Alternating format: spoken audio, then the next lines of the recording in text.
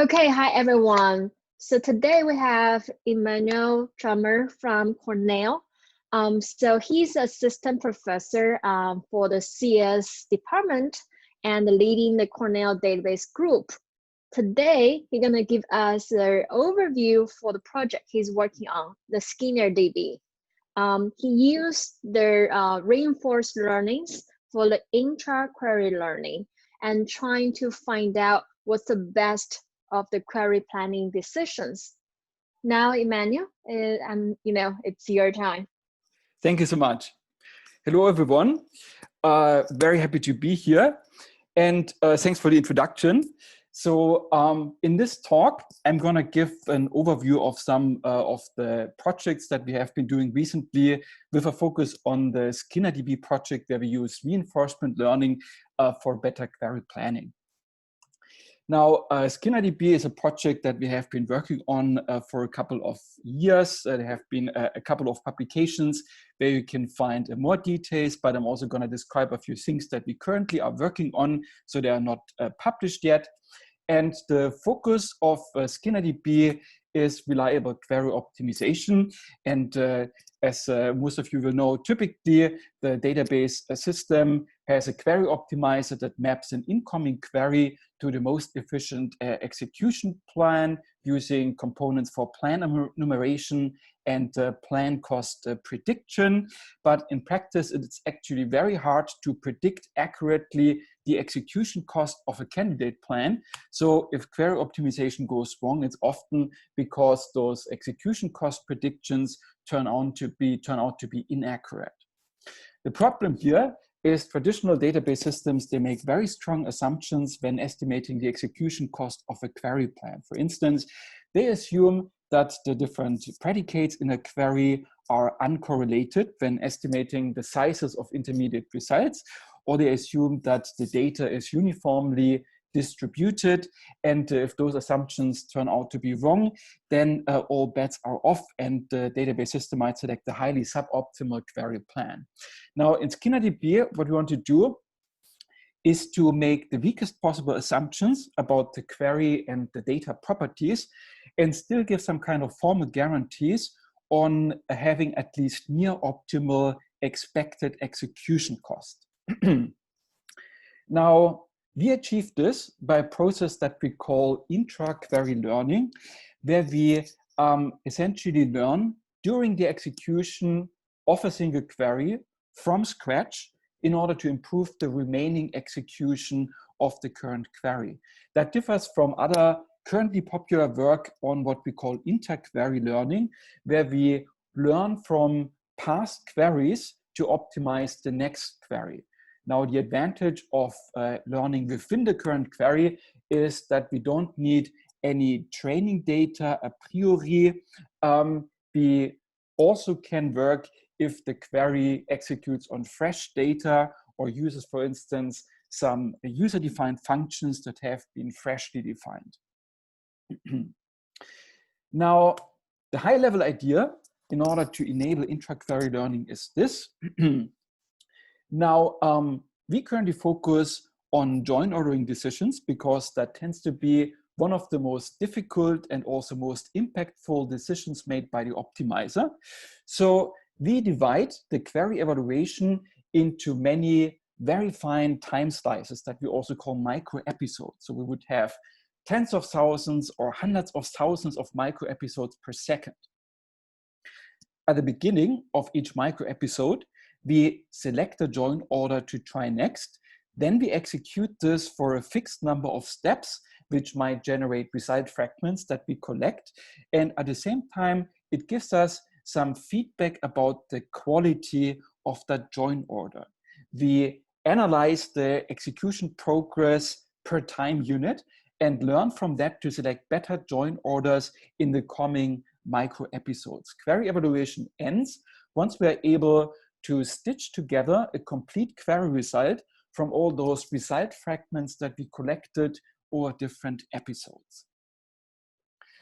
Now, this whole scenario generally matches the learning scenario of reinforcement learning, where we generally have some agent which performs actions on an environment, and from those actions result rewards.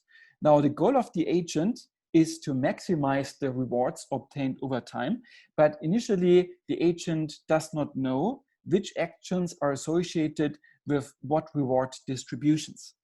So the agent faces the so-called exploitation versus exploration dilemma, because the agent has a choice between being greedy and trying to select actions that currently seem to work well, versus being curious and trying out actions about which little is known, that would be exploration. That might not immediately pay off, but it might pay off in the future because it yields information about which actions work well. Now, the area of reinforcement learning has produced a couple of algorithms that make formal guarantees that over time the agent will make near optimal decisions and thereby accumulate near optimal rewards. Our goal is to port that to the domain of query evaluation. When doing that, the agent corresponds to our database system, SkinnerDB. One action would be executing one join order for one micro episode, and the environment is characterized by query and data properties. Rewards are associated with query evaluation progress. Now, here again, we are facing the dilemma between trying out join orders that seem to work well currently versus trying out new join orders in order to gain information. By using those algorithms from reinforcement learning, we are able to guarantee near optimal evaluation progress if we are able to link the reward to query evaluation progress. I'm going to discuss how we do that later. Now, more precisely, we're using an algorithm from the area of reinforcement learning that is called UCT, which stands for Upper Confidence Bounds on Trees. This algorithm represents the space of possible actions as a search tree, which in our case represents the join order space. Here for a simple example query with 3 tables, R, S, and T. And every pass from the root node to one of the leaf nodes now corresponds to one possible join order. The UCT algorithm, as the name suggests, associates the different actions in that search tree with confidence bounds on the mean of the associated reward distribution. So this is some confidence bounds on how good the corresponding action is. And as the name of the algorithm suggests, we are looking at the upper bound of those confidence bounds. And then when selecting the next join order to try, we are maximizing the upper bound as at each step when selecting a path from the root node to one of the leaf nodes. So here, starting from the root node, we would first of all select table R in our join order because that maximizes the upper bound of the confidence bounds. Then we would select S, since that has the maximum upper bound. And here there is no choice anymore, we have to select T. So in this scenario, the algorithm would select the join order RST to try in the next episode. Now, you might be wondering, I mean, for a query, the space of join orders can be large. So first of all, the algorithm gives formal guarantees to guarantee to converge to optimal rewards, even if the join order space is large, as long as we have enough tries. Also, you might be wondering, because the space of join orders can be large, so there can be overheads associated with creating the entire tree. And this is why the algorithm doesn't do that. Instead, it builds up this tree gradually over time and expands it only into the direction of interesting join orders. Now, let's make things more concrete by a little visualization for how that UCT tree grows over time when SkinnerDB executes a query. Here we are talking about one specific query from the join order benchmark. And before I start that animation, I see that there is a message in the chat, so let me see. Okay, very good question. The question is, how can we change the join order like between different episodes without restarting the join. And that will lead to the next chapter in this talk, where we discuss that we need a specialized join algorithm and execution engine in order to make this process work well. So you're anticipating the next chapter. Very good, and I'm going to come to that. Great question. All right. So we will come to that in a minute. For the moment, let's quickly see how the UCT tree grows over time. And there is another question here. How can you guarantee optimality? Okay, so our optimality guarantees are based on the optimality guarantees of the UCT algorithm, which essentially guarantees to balance between those two extremes, like trying out new things and trying out things that seem to work well, in order to guarantee a near optimal expected reward. And I will later show how we link reward values to execution progress, so the guarantees from the UCT algorithm translate to the domain of query evaluation.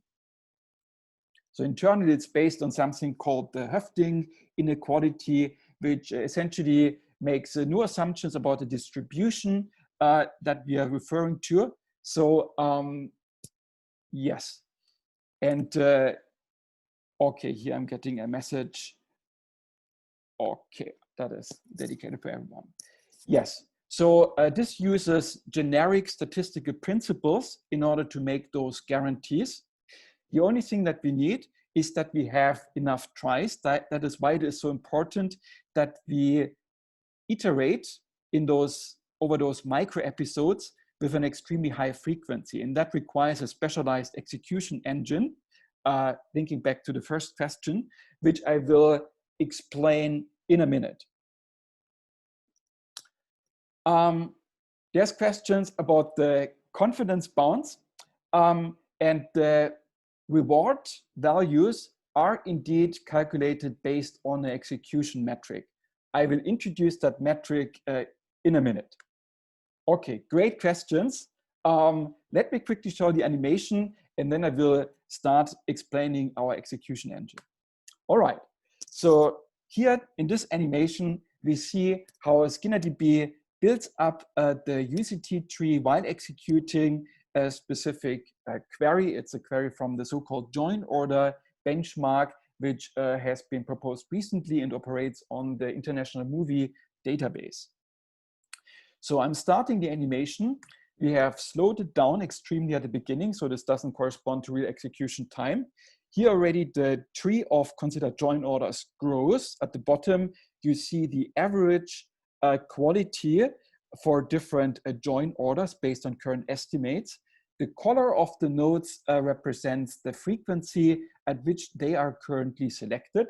And you see a green line that is growing, which represents execution progress for one specific join order. So once the green line covers an entire path from the root node to one of the leaf nodes, then the execution has finished according to this join order, which has now happened. And on the left upper corner of the screen, you see that we have taken a little bit over 6,500 samples, and in real time that would execute within 1 or 2 seconds maximum.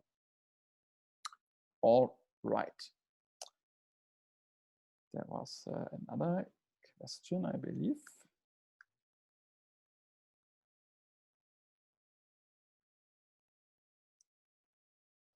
Okay, I think some of those questions might be answered once I skip to the next sections of the talk. Let me quickly introduce the specialized execution engine. I think that might take care of some of the questions. Okay, but great questions. All right, so that was showing how the UCT tree grows over time. Now we already had a question about how can we create the environment in which this is possible? How can we so quickly switch between different join orders? And now the first point I want to make here is that we have specialized requirements, a wish list, so to speak, about what the execution engine should support. Now, first of all, if we keep switching between different join orders, we want to be able to switch between join orders with a very low overhead. Also, if we switch back and forth when trying out different join orders for the same query, we need to keep the execution state per join order fairly small, because otherwise we might run out of memory. And then finally, since we want to quickly converge to optimal join orders, we need to very quickly get something like unbiased estimates for the quality of a join order from executing them for just a few steps. Now, people already raised suspicions that this might not work very well with standard join algorithms, and let me quickly reinforce that point. If we want to join those 4 tables here in a join order from left to right, and we use standard join algorithms, then for instance, we might start by scanning the first table, maybe building a hash table over it, then looking at the second table and maybe probing that hash table so we can join the two and generate an intermediate result. And maybe now we might still have some time to look at the third table in join order, but now the current episode ends. And there are several problems now which are incompatible with our wish list, because first of all, we have only seen the first join and part of the second join with our current join order. And that means at this point, we don't have any information about how long the last remaining join would take. And that means we cannot really judge on the quality of the join order, because maybe the first join was very fast, but the second join and the third join will be very slow. So I cannot really get something like an unbiased estimate. So this standard execution makes it hard to obtain early feedback on the quality of a join order. Now, the other thing is this: what happens if I switch from trying one join order to trying a different join order in the next micro episode? What do I do with this intermediate result? Because different join orders might generate different intermediate results, so I might not be able to reuse this intermediate result for a different join order. Now, I have the choice of discarding the result when I switch to a different join order. But the problem is that I would have to regenerate it once I switch back to that join order later, which happens because I switch back and forth between different join orders. So I don't really have low switching overheads either. Finally, instead of discarding the result, I could also decide to keep the result at the switch. But I mean, that means that if I switch back and forth between different join orders, I have to store all the intermediate results. And that could actually lead to a blow up in the amount of state that I need to store, which conflicts with our wish of small execution state per join order. So as was already suggested before, this approach doesn't work very well with standard joins. Now that's why we introduced a specialized join algorithm in order to support this reinforcement learning algorithm well. It's a multi-way join algorithm, and it's what we call a depth-first join algorithm. I'm gonna show in the following how that join algorithm works. And I see there is a couple of questions. Let me quickly check. Okay. So very interesting questions. So the first question, it's a key question actually. It's whether near optimal guarantees are obtained in the first execution or in a subsequent execution. And that is a key property, a key breaking point of our approach here, is that everything applies already at the very first execution. Most work in this space would require that you have seen similar queries in the past, but that might not be the case. Our approach assumes that once the query comes in, nothing is assumed, nothing is known about the query.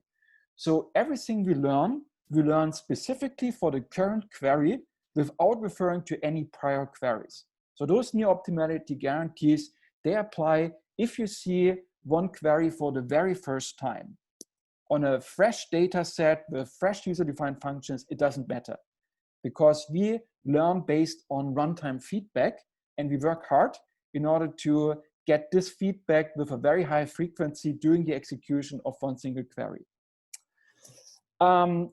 And here, another question is whether for each episode we wait until the execution reaches the root node. So we have seen that in this illustration of the UCT algorithm, we have finished execution once the green line connected the root node to the leaf node. But that corresponds to many episodes. So one single episode has a fixed number of steps. We typically use a budget of 500 computational steps. So one step corresponds to something like looking up, like probing a hash table once, for instance. So each episode only consists of a fixed number of very fine-grained execution steps. And typically one episode is by far not enough in order to completely execute a join order, which in that illustration would be connecting the root node to one of the leaf nodes. So what you have seen there is that the algorithm converged to one join order, and then it kept selecting this join order and making progress according to that join order, right? So we do not wait until we reach the root with that green line for one specific episode. The query result might actually be composed from result fragments that have been generated according to different join orders over different episodes. So we don't need to finish using one single join order. It can be a mix. And whether each episode has the same time allotted, okay, great question. Yes. So very strictly speaking, we want to iterate with a very high frequency, like tens of thousands of hundreds of thousands of episodes per second. So the time per episode is extremely small. It is in fact so small that it becomes difficult to accurately measure time at those granularities, for instance, using the Java system.currentTime millis function. So what we do instead is that we use a proxy for execution time, which essentially corresponds to the computational steps, basically to the number of intermediate result tuples that we have considered. So that aligns very closely with execution time in that we can easily measure at fine granularity. Next question, how important is the initial join order you choose for the optimality of the final plan, and how fast does it converge? Okay, great question. So first of all, we select the initial join orders completely randomly. So we don't integrate any secret knowledge about the queries or anything. We don't have any data statistics based on which we could select initial join orders. So this is different from re-optimization, for instance. So yes, we just rely on the UCT algorithm. As long as the UCT algorithm doesn't have information, it will just make random selections. And then after it gets some first feedback, it will make those decisions in a more and more principled manner. So the first join order is selected completely randomly. The second question is how fast we converge. We actually have some experiments on that in the paper. It turns out that for standard benchmarks, the conversion time is only a fraction of total execution time. So that converges very fast compared to the total query execution time. And can reinforcement learning from the previous execution of a query be used in subsequent execution? And would this be different from the first one? So at this point, we don't reuse anything. It might turn out that even if you have the same query, your data has been changed in some crucial way, which makes a different plan optimal. So if you would rely on that the same plan is still optimal for the same query, that would also be one of those simplifying assumptions that we are trying to avoid. Having said that, if you're sure that your data has not changed, then you could store the plan from the last execution, but we currently don't do this. Another thing with this is that even if it is the same query, it might be formulated differently in a way that makes it difficult or even impossible to recognize that we have the same query, just reformulated in a different manner, right? So I guess you could do this, but up to a certain extent, but we currently don't do this. And the overhead we have due to figuring out good join orders is actually quite small. So you could reduce those overheads further, but it turns out not to be the bottleneck in this approach. After we have seen a query, how do we continue to develop exploration? So after we have seen a query, just making sure, so everything I described here happens during the execution of one single query. We completely forget everything after the query execution ends, and we don't use anything from previous query executions. So the result we got in the last run and subsequent runs of the query, right. So currently, right now, we assume that the data might change very dynamically because we don't reuse any statistics or plans across different query, across, not even like for the same query if we execute it multiple times. So this is also not like trying to find better plans for the same query, assume that the same query is executed multiple times. We assume that each query may be completely unique, and everything we learn only during the execution of the current query. So this is kind of an extreme approach in a way, because we really assume that we have absolutely no prior knowledge once the query comes in. We figure out everything on the fly.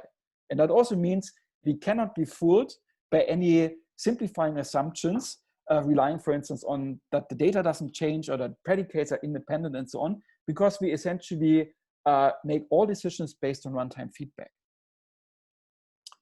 We assume that there's a single optimal join order of a skewed data will you find where a particular order is best. So we might have multiple equivalent join orders. For most queries, that is the case, so we don't make that assumption. And we do have benchmarks on highly skewed data, such as the JCCH benchmark, which I will show results for later. We could further try to decompose the data into batches and then try to learn specialized batches as join orders for different batches. We currently do this up to some extent in a scenario where we parallelize query evaluation. I'm going to say a little bit about that later. And here we have the question, does the initial join order chosen help to converge fast? The answer is absolutely not, because we do not choose the initial join order. The initial join order is chosen completely randomly with uniform distribution. So we really learn from absolutely no prior knowledge and figure out everything based on the feedback we get during the execution. Great questions. Okay, currently no further questions left. Let's go back to our specialized execution engine, which we need in order to make this approach efficient. Okay. All right, awesome. So I have justified why the previous join algorithm, like the standard join algorithm, does not comply with our wish list. So it's probably not very efficient to use this in combination with reinforcement learning, even though we also tried that, and I'm going to say a little bit more about that later. Now, the algorithm that we recommend for this scenario, it's a multi-way join algorithm, which joins those 4 tables you see here, as I demonstrate next. We proceed as follows. So given a join order, we start by selecting the first tuple in the first table. Now, instead of continuing to read the first table, we immediately switch and go to the next table in join order. And in that table, we identify the first matching tuple, which means we identify the first table in the first tuple in the second table that satisfies all applicable join conditions specifically for the currently selected tuple in the first table. Now, after we do this, we immediately proceed to the third table in join order, and we select the first matching tuple, meaning the first tuple which satisfies all applicable join conditions, specifically for the currently selected tuples in the first 2 tables. And now we go to the last table and we select the first matching tuple there. And if we have that, then we have a combination of tuples that together satisfy all applicable join conditions, so we can add that to our join result. I continue with the last table and look for the next tuple here, which generates another join result tuple if it satisfies all applicable join conditions. And after we have depleted the last table, we go back to the third table in join order. And maybe we still have enough time to select the next matching tuple there. And now let's say that the current episode ends. Now, at this point, first of all, the execution state I need to store for this join algorithm only consists of one counter for each of those tables. I only need to keep track of what is the currently selected tuple for each of those tables. And that means that the execution state per join order is now very small. Also, let's see how we switch from one join order to a different one. Now, let's say I have currently selected those tuples at the end of the current episode. Now I select a different join order.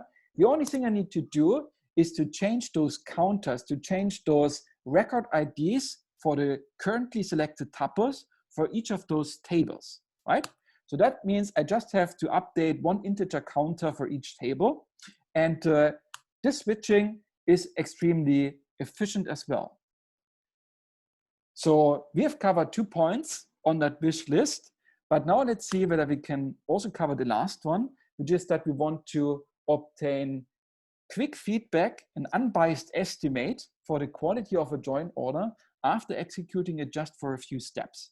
But before we look into that, I think there might have been some more questions. Okay. What is the largest, great question, what is the largest number of joins tried in your experiment and how is it compared to others in terms of timing in join order evaluation? Now, I will have a little more experiments like towards the end of the talk, but the largest number of joins that we have tried was queries from the join order benchmark, which I believe have up to 15 joins. That is significantly higher than, for instance, for TPCH, where we only have 8 tables in the entire database. And when comparing in the experiments against other approaches, then we simply measure the execution time of our queries and a couple of other metrics, and then we see whether queries execute faster with our approach.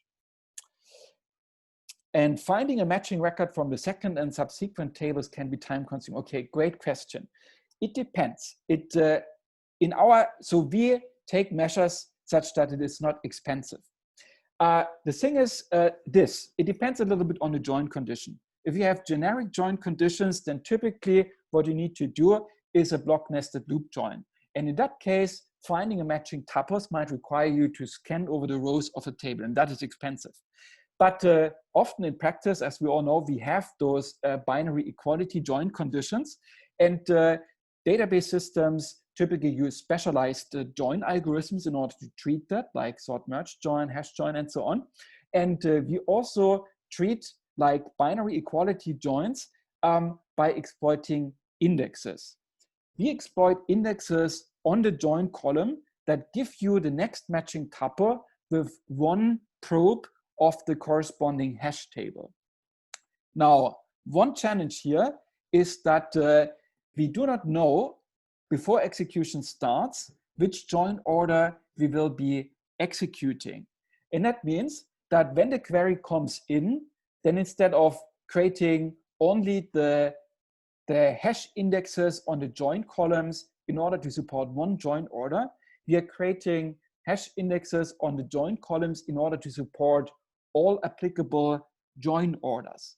I'm gonna say more about this process later. So the overhead for creating those indexes on the join columns, depending on the benchmark, is something like 15 to 20% of total execution time. So that is not negligible, but you will see that all things taken together in our experiments, we perform actually quite well compared to the baselines. So if we create those indexes in order to quickly find matching tuples that satisfy binary equality conditions, then it is not expensive to find the next matching tuples. But without those indexes, it would definitely be. the depth first join sounds like just a nested loop. Can you do hash or sort joins? Okay, great questions. It relates a bit to the previous question.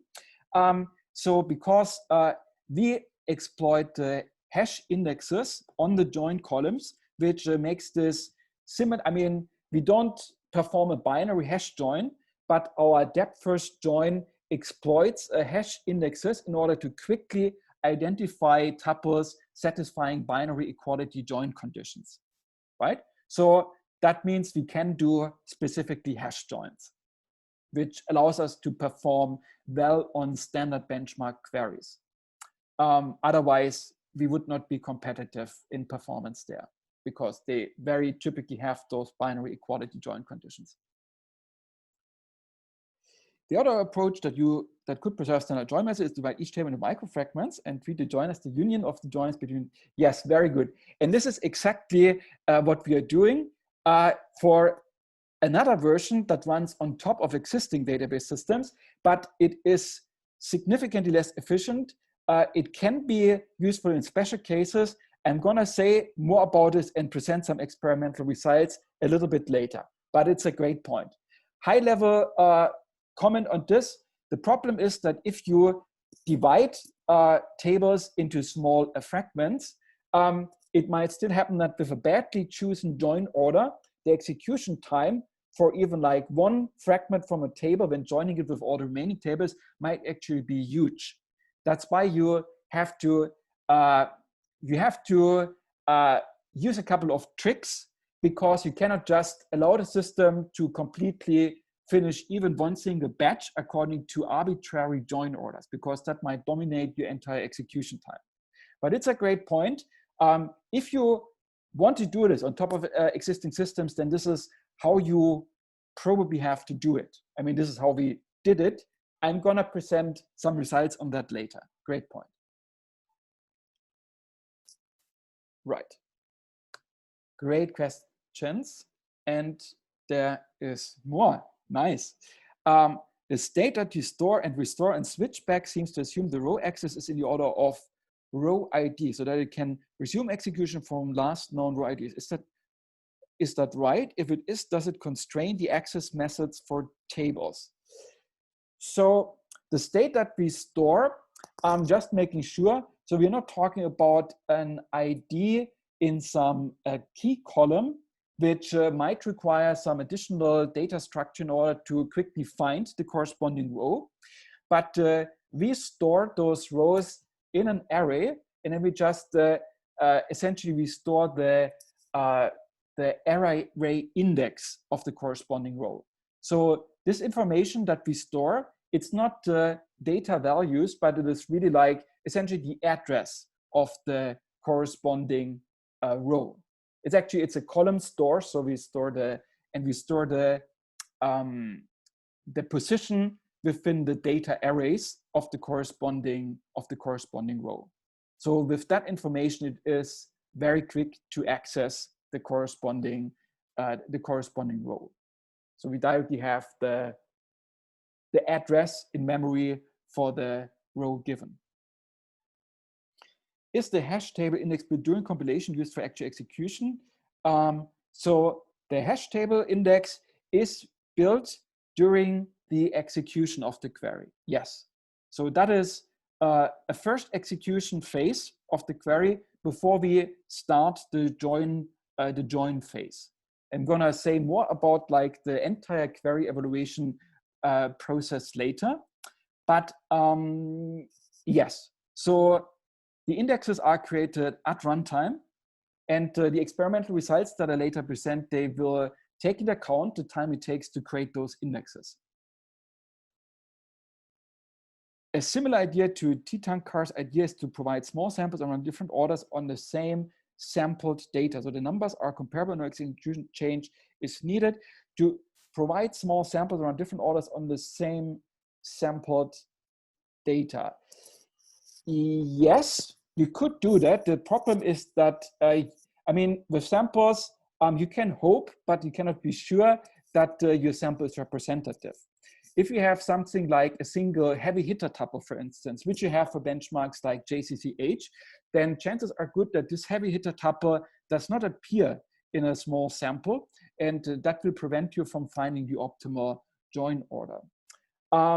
So the thing is that, I mean, you can do it. In fact, up to a certain extent, we are doing it in the version that runs on top of existing engines, but you cannot give the same guarantees, and the efficiency is not the same. The thing is that, I mean, even if you prepare those samples, already for small samples, the size of intermediate results could, in principle, grow exponentially in the number of tables that you join.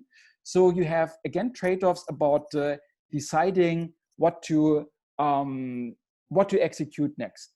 So, okay, as long as if you use a variant of this approach, which we do on top of a sample, then you can get some estimate for which join order might be interesting. You cannot get guarantees, but yes, we have one system which applies our approach on the sample and then selects a join order based on that. So the approach that executes on top of an existing database system doesn't execute to completion with the learning approach. It performs a certain number of samples and then it proposes a join order for execution. I'm gonna demonstrate that later.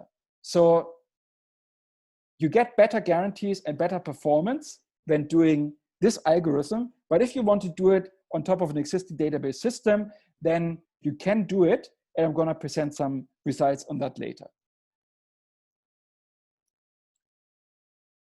So the thing with sampling is that there's always a chance that you miss the tuples that might actually be important for join ordering decisions. How to determine the join method for a pair of tables based on the feedback from the algorithm in the final plan? Are different join methods tried for the same permutation? Okay, so here in this case, we are using the specialized join algorithm for the entire execution. So typically, part of the decisions made by the query optimizer, that is selecting the most appropriate join operators. Now here, in this case, we are selecting we are always using our specialized step-first join. When running on top of an existing engine, we don't select join operators explicitly, but for instance, I'm going to show that with Postgres later. If we force a good join order, then selecting the join operators is often much easier and has less potential impact on the performance. So we currently do not select between different join operators. Is the number of join orders tried proportional to the number of joins, or does it depend on the join graph topology, such as start join or linear join? Okay, very good question. So we tried different variants. In our newest variant, we don't restrict the join orders anymore based on the join graph topology.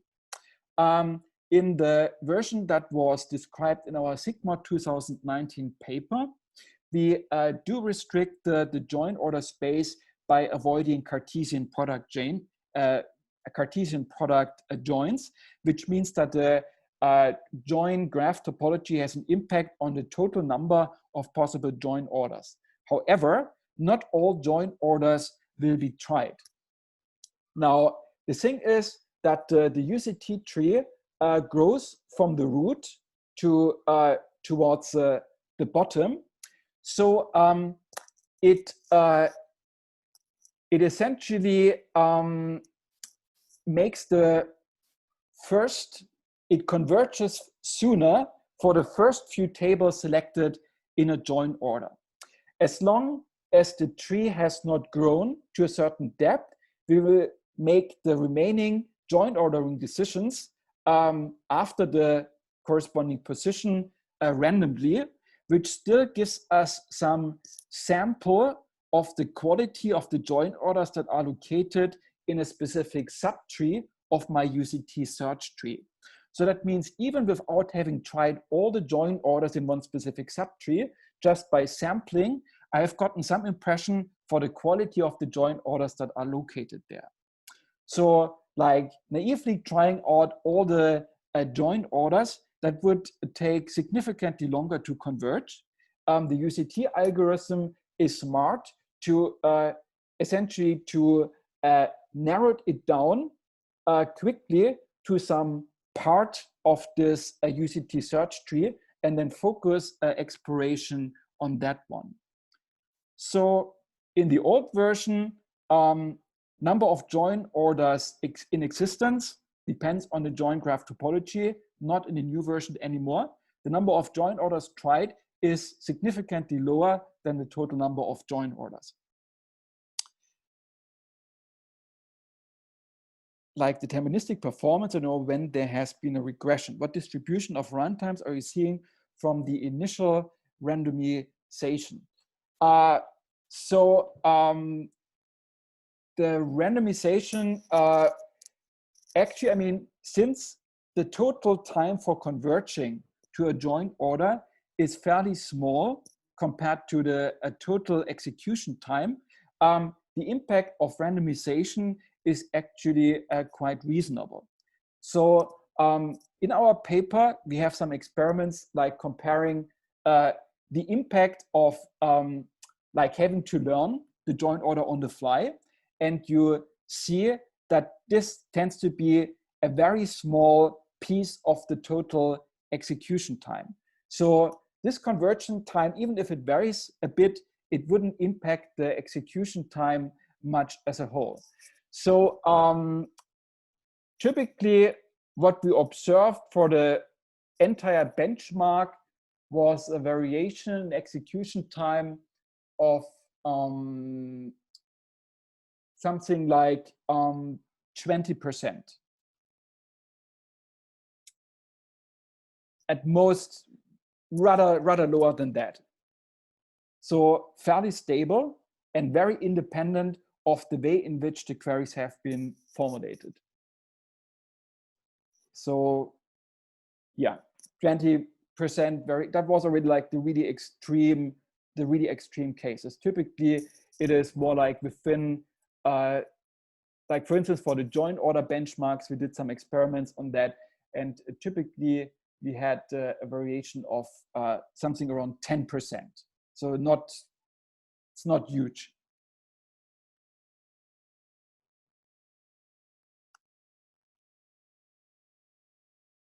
Okay, good. If there's no other questions for the moment, then let's see how we can actually get this early quality feedback from executing one specific join order just for a few steps. So in order to evaluate the progress per episode, we generally want to measure the query evaluation progress per time unit. And there's different ways in which we can measure query evaluation progress. You're gonna see two different metrics in the following. The first one is based on the rate at which join result tuples are produced by different join orders. The second one is based on the rate at which the space of potential join result tuples is searched by the join algorithm. Now, I'm going to explain that in more detail later. Let's start with the first metric, which is a little bit more intuitive. Now, we can measure the number of join result tuples that are produced by different join orders per episode. Here we are comparing two different join orders, the green one and the blue one, where the green one terminates faster after 5 episodes, and the blue one needs 10 episodes, so that is the slower join order. Now, the number of join result tuples produced over different episodes will vary over time. However, if I consider the total number of tuples produced over the entire execution, which corresponds to the area under those curves in this representation. So on the y-axis, I have the number of join result tuples produced per episode. So if I compare the total number of produced tuples, I need to have the same across both join orders because both join orders process the same query. So they must finally produce the same query result. And that means if I average over different episodes, then for the green join orders, I would divide the total number of result tuples by relatively few episodes, which gives me a high average number of tuples per episode. For the blue join order, I would divide the same number of tuples by many episodes, which gives me a low number of episodes. So this means that if I look at the rate at which join result tuples are generated per episode in average, then it allows me to distinguish better join orders from worse join orders. And that makes it a suitable metric. Now, the only problem with this metric is this. What happens if the join result is empty? Or maybe not empty, but relatively sparse. In this case, this metric won't give me maybe no information at all about the quality of different join orders. So if I base my metric on the output ratio, it becomes dependent on the selectivity of the join conditions, which is what I want to avoid. This motivates the second metric that I show here. And the main idea behind the second metric is the following. Now, I know even before starting the join that the actual join result must be a subset of the Cartesian product between those different tables. That is my entire space of potential join outputs. Now, I can define a metric which is based on the percentage of this space of potential join outputs that I have searched during an episode. And to make things more concrete, let's have an example. Quick question.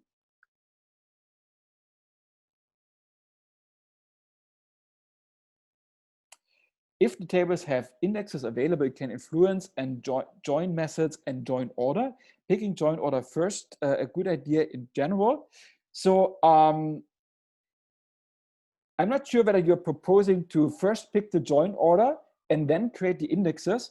The problem with that is that we don't know in advance if join order is optimal. We have all those issues that make it difficult to estimate the cardinality of intermediate results when using a specific join order, for instance. In terms of like avoiding unnecessary index creations, it would be better to select the join order first. Here we try to figure out the join order at runtime in order to make more reliable decisions.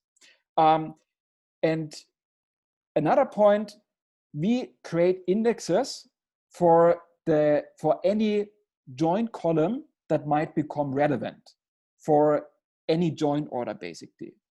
So in our case, we have indexes for all possible join orders available after doing the first stage of a query evaluation at runtime. If some of those indexes would not be available, then that would make it hard to execute certain join orders. I agree with that, yeah. But so we take care of creating the necessary indexes if they are not already available. Are regular B-tree indexes ever used for intra-query learning, or does it only use its own hash index or a combination of the two? So if we execute intra-query learning on top of existing databases, then we use the index structures that the database provides. We did that with Postgres, and there we use B-tree indexes. Great question. Are the hash-based indexes stored to be referred to in subsequent runs? If not, then will that not add to the execution time? Okay, great questions. So the index creation time adds to execution time. I'm gonna show some breakdown of execution time later, but it is definitely an overhead. But it turns out that by paying this overhead, we free ourselves from having to make specific join ordering decisions, and that trade-off pays off in many scenarios. There is an overhead. And we sometimes, in some cases, we can reuse indexes. The thing is this. So in order to reduce index creation times, we first apply unary predicates on the tables and then create the index only on the remaining part of the table. So the unary predicates are specific to a query. So that means we can probably not reuse the corresponding index. On the other side, if you're talking about a base table, then we could potentially reuse the index across different queries, and we are trying to do that. So for index creations, if we can, we try to avoid it, but at least for the indexes on query-specific filtered on tables filtered by query-specific predicates, that is typically not possible. Great questions. Okay, so let's see how we can solve this problem of having empty query results where the previous metric is not applicable. Here we have the space of all potential join outputs. Let's see how we can measure which part of that space we search in one specific episode. Let's make a little example. Let's say that at the beginning of the episode, we have selected those tuples selected in blue, and now we process the current join order. And at the end of the episode, we have advanced by 2 tuples in the first table and by 2 tuples in the third table in join order. Now, let's see what kind of reward those 2 movements should give us, starting with the advance in the first table in join order. Now, our depth first join algorithm has the property that it only advances from 1 tuple in the first table to the next after the current tuple has been joined with all the remaining tables and the corresponding join result tuples have been added. Or if no join result tuples appear in that space, then at least we know that for sure. So this is why we can say if we have advanced by 2 tuples, we have essentially covered all potential join results that are formed by combining the first 2 tuples in the first table with all the tuples in all the remaining tables. If there was any result tuples in that part of the space, they have been generated. That means we have covered 2 out of 5 tuples in the first table, which translates into 2 out of 5 parts of the entire space of potential outputs, which makes 40%. Quick question. For join predicates, is the hash index created on join columns? In this case, is it built after scanning the entire table, unlike you have a unary predicate on the table right? So for join predicates, so I mean, whenever one tuple in the base table doesn't satisfy one of the unary predicates, it's very easy to discard this, and then we don't need to consider it in any subsequent index creation steps.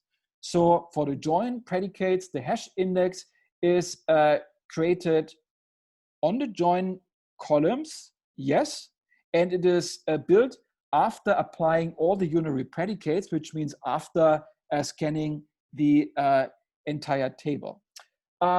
If we have indexes on base tables, then we might be able to avoid scanning the entire table. We consider exploiting them to answer unary equality predicates, for instance. So we use some process to apply unary predicates, which might either be scanning the entire table or using an available index. After that, we have a filtered version of the table, which is relevant for the current query. And then we create the joint index on the join columns of that filtered table version. If there's no unary predicates, then that would be, we are creating it on the base table.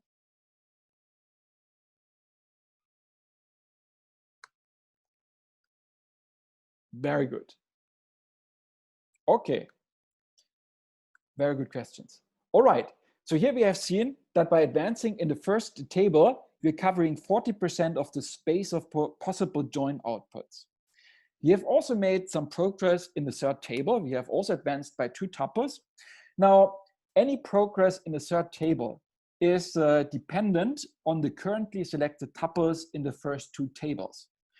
This means by advancing 2 tuples in the third table, we have only treated that part of the space of possible join outputs, which combines the currently selected tuple in the first table with the currently selected tuple in the second table, with any of the 2 tuples that we passed over in the third table, and with any tuple in the last table in join order. Now, if I make the calculations, that means 1 out of 5 tuples in the first table times 1 out of 5 tuples in the second table times 2 out of 5 tuples in the third table times 5 out of 5 tuples in the last table. And that means we're covering another 1.6% of the space. And counting this together, I have covered 41.6% of the space of potential join outputs by the current episode. Again, and now that any join order in order to execute completely needs to cover 100% of that space, because otherwise it might lose join result tuples. And that means that if I average over all episodes, I would divide a constant 100% coverage by the number of episodes executed by specific join orders. And that gives me the average percentage of the join output space covered per episode. And as I need to cover 100% for any join order, it means that by maximizing this average, I'm at the same time minimizing the number of episodes. And that again means that this metric allows me to recognize good join orders in average. Now, at this point, I often get a question about variance. And that question makes sense, because obviously we are not going to cover exactly the same percentage of the space in each episode, already because data is not perfectly homogeneous. The high-level picture is this. For a specific join order, if I try it for 1 episode, I don't get a constant reward based on any of the 2 previously introduced metrics, but I get like a distribution over possible rewards. What I know about this distribution is that those join orders associated with the reward distribution with the highest mean correspond to the fastest join orders. I have made sure of that. The other side is that there might be quite some variance. So if I have tried a join order for just a few episodes, I might be unsure about its true quality. And this means that I'm unsure about which join order is optimal. Now, in order to resolve that, we need some mechanism which deals with that uncertainty in a principled manner. And that is exactly why we need reinforcement learning algorithms, such as the UCT algorithm, which make a trade-off between trying out new things and trying out things that currently seem good in a principled manner in order to obtain certain performance guarantees. So that is the high-level picture. And that concludes the last point on our wish list. We have unbiased estimates for join order quality early, and we can use this in order to converge to good join orders. Now, our goal, of course, is not just to find out about good join orders, but we also want to get a complete query result. And that means that we have to do some bookkeeping in order to properly combine result fragments that have been generated according to different join orders. There's 2 issues. First of all, we have to make sure that if we stitch together results that have been generated by different join orders, then the merged result remains correct. Also, we want to look at performance, because if different join orders regenerate the same result tuples redundantly, it's actually bad for our performance, and we want to reduce redundant work. Let's first look at the first point. We want the correct query result. That means that first of all, we don't want to have less join result tuples than in a correct result, but it also means we don't want to have more join result tuples than in a correct result. Now, the first point can be taken care of relatively easily using the coverage metric that I introduced before. If we have searched 100% of the space of possible join outputs according to one specific join order, it means that we have seen each join result tuple at least once. Now, the other part of it is making sure that we don't have a higher multiplicity for join result tuples than in the correct result. In order to guarantee this, we track lineage during join execution. Now, I'm going to illustrate this by a simple example. We are joining three tables, R, S, and T. Now, let's say that we are executing one first join order, which adds the tuples that are marked in blue in their combination to the join result because they satisfy all join conditions. And the join order continues processing, and here it finds the tuple combination marked in green, which is also part of the join result. So here we are talking about batch semantics, so having two tuples with the same values in the join result that might be necessary. Now let's say that at this point we switch to a different join order, and that different join order starts execution from scratch. So maybe at first it also finds the same tuple that was marked in blue. Here it's also marked in pink, since the second join order finds this satisfying combination of tuples and adds them to the join result. So here we have 3 times the same tuple in the join result, but only one of them is redundant. That is the last one here in pink, because it has been generated using the same base tuples as the blue tuple. The problem is that I cannot recognize this but by just comparing the join results. So instead, I also need to keep track of how those join results have been generated. In order to do this, I look at the record IDs of my tuples in the base tables. And here, if I say record IDs, I mean, again, like some address at which those tuples are located.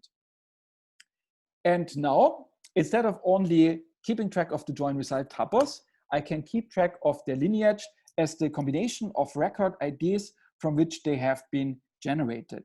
And as we see here, the blue and the pink tuple have been generated using the same combination of base table tuples. And that allows me to easily recognize that one of them is redundant and I should discard it, while I should leave the green tuple in the result set. So we are tracking lineage in order to guarantee that our multiplicity of join result tuples is right, because we're talking about back semantics here. Okay, now second point is that we want to avoid redundant work across different join orders. And the high level idea here is that we essentially fast forward processing according to one join order if it can be guaranteed that the same tuple combinations have already been considered by another join order before. Let's see how that works by a simple example where we join 2 tables, R and S. Now, we can, for instance, start with join order RS, means that we iterate over tuples in R, and then we use, for instance, a hash index in order to find the matching tuples in S. And I can illustrate the space of possible tuple combinations that I cover in this plot here. So for a fixed line of R, we are considering tuples from S. So we are slowly covering the space of possible join outputs. Now let's say that at this point, the current episode ends. If I analyze my progress, I see that there are a couple of tuples from R which have been completely joined with all the tuples in S. We also call this the offset. Now for those tuples from R, I don't ever need to reconsider them during the same query evaluation because they have already been added to the join result set. So if I switch to the other join order, in which starts by iterating over tuples from S and finds matching tuples in R using another hash index, for instance, I can skip directly those tuples that belong to the offset from R. So I would start directly after the offset, consider different tuples from R for a fixed tuple from S, continue doing this. And now at this point, maybe my episode ends again. So now I can do the same thing with S and mark the tuples from S which have been completely processed and don't need to be reconsidered. For instance, when switching back to the join order, first R, then S. That is the principle illustrated for only 2 tables. And now I saw that there's a question. Let me quickly have a look.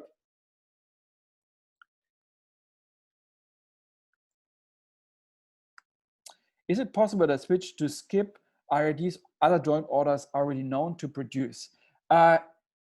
Yes. So that is kind of what we are trying to do with the offset. If we switch to a different join order, then we skip directly to the first tuple after the offset. So yes, we are skipping ahead in order to avoid things that have already been processed. Okay, so let's generalize that idea further. If we have more than one join, we have the join order RSTU, for instance, then for R, we could keep track of how many tuples have been processed here, the offset of R. For S, we can keep track of how many tuples from S have been processed for the currently selected tuple in R. And similarly for T, we can keep track of how many tuples from T have been completely processed given the currently selected tuples in R and S. So I proceed similarly for U. So the goal is to share even more progress between different join orders. I can store this kind of information in a tree data structure where different tree nodes are again associated with join order choices. So one pass here from the root to one of the leaf nodes again corresponds to one specific join order. I can store the offsets with those for specific join orders for those different nodes.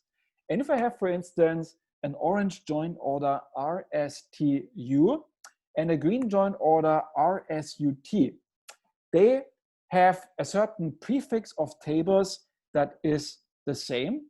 And using this data structure, they can conveniently share all progress that has been made for those first two tables in join order. So that turns out to be crucial, especially because our UCT algorithm fixes the first few tables in a join order first. It converges sooner for the first few tables. And that means that fairly quickly, we're able to share all kinds of progress achieved by the join orders that we currently are switching in between using this data structure. Another question. If one of the tables in a join order is a view that has other joins or group by, do we materialize it first?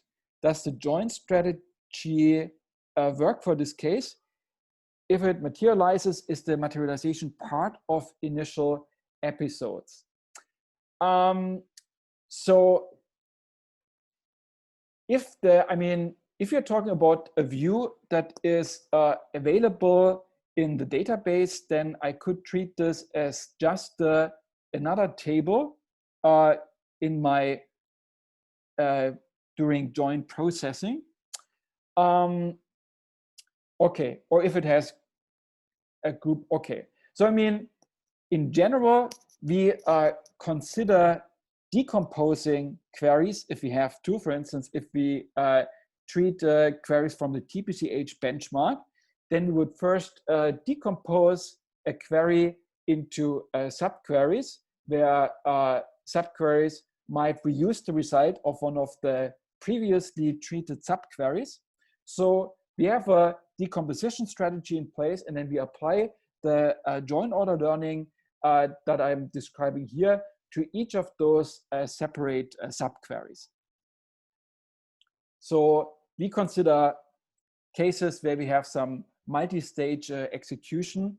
And if you need to generate the view or some subquery on the fly, then you can do this using intra-query join order learning, and then you can do the same thing for the next subquery in the sequence.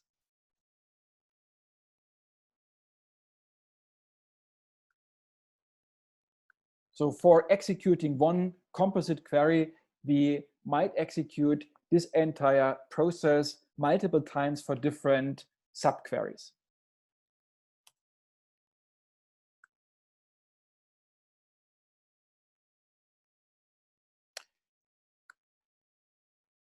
Okay, for views without a stable order and no RID proxy, how is the lineage tracked in subsequent join order explorations? So we would first, we would only track lineage during one specific subquery.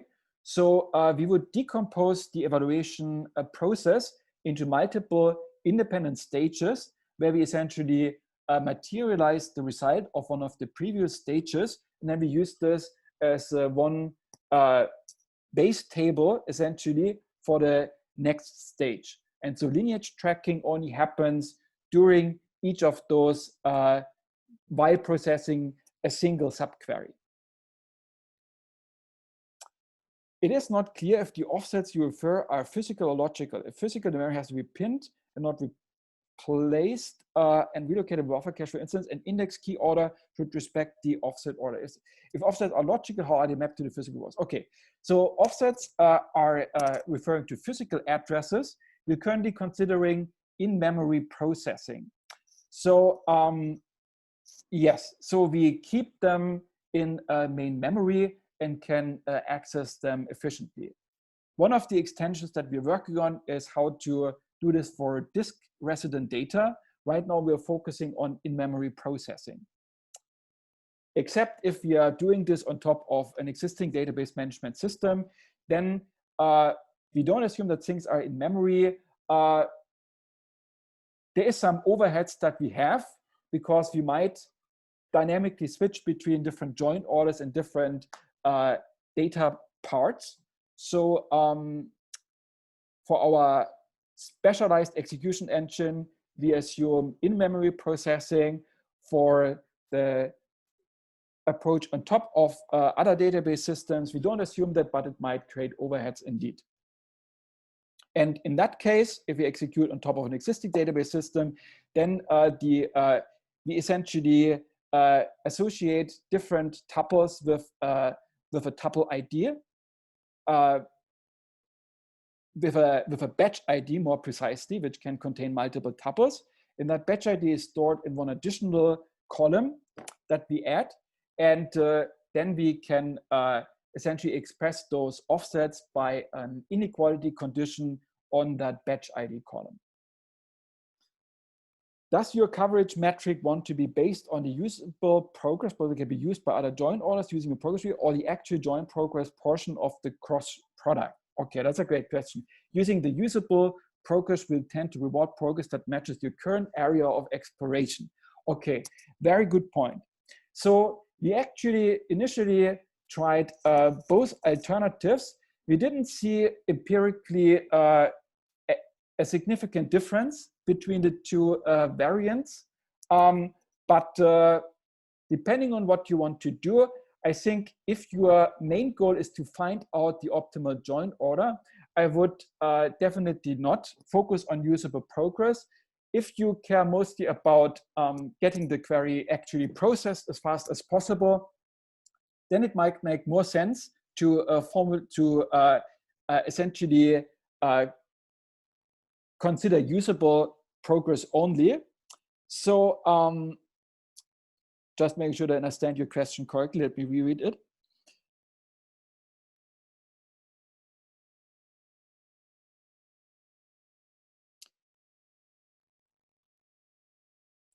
Okay, so to be precise,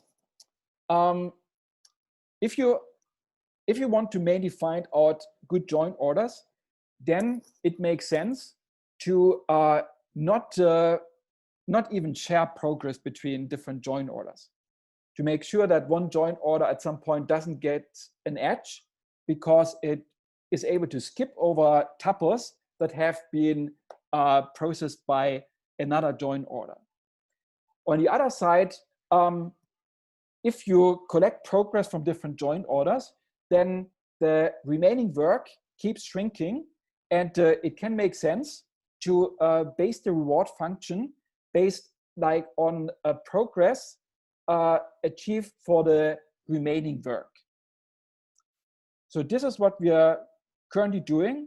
In practice, we didn't observe a lot of difference, but depending on what you're aiming for, you might want to be careful about how to define your progress. I mean, right now, if, for instance, the first few tuples from a table have been processed, then we take that into account when calculating rewards, because the remaining work for that table shrinks. So by advancing by the same number of tuples, we cover a larger percentage of the remaining space of potential join outputs.